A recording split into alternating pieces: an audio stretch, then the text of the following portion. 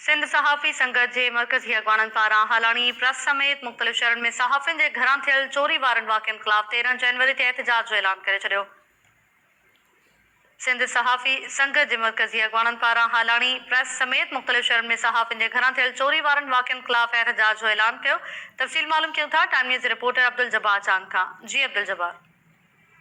जी बिल्कुल ताहिरा के ॿुधाईंदो हलां त सिंध सहाफ़ी संगत जे मरकज़ी वाइस चेयरमैन मोहम्मद बच्चल इंगोरो सहाफ़ी ताद खैरपुर के सदर गुलाम हुसैन चांग कोटड़ी कबीर प्रेस क्लब के सदर अब्दुल रज़ाक लाचारी सहाफ़ी ताद जे अॻवान शमन लाजपर गुलाम असगर हुलियो सहाफ़ी अज़ीम मेमण जिन हालाणी प्रेस क्लब मां 13 ॾींहं अॻु थियल चोरी ऐं हालाणी जे सहाफ़ियुनि सच्चानंद बजाज गुलाम मुस्तफ़ा मुगल जे दुकाननि ऐं सहाफ़ी निसार अंसारी जे घर मां थियल चोरी ऐं सहाफ़ी गुलाम शबीर सुमरो जे भाउ खां फुर थियल मोटरसाइकिल वापस न थियण जे ख़िलाफ़ 17 जनवरी ते हालाणी में तारीख़ी एहतिजाज जी धरणो हणण जो ऐलान करे छॾियो। सहाफ़ी अॻवाननि प्रेस क्लब हिंगोरजा में प्रेस कॉन्फ्रेंस कंदे चयो आहे त हिकु सोचियल सम्झियल साज़िश तहत हालाणी प्रेस क्लब मां जेका चोरी थी आहे उहा कॾहिं बि तारीख़ में न थी आहे। हिननि हालाणी महिरबानी मां जी अब्दुल जब्बार चांद तफ़सील ॾियण लाइ।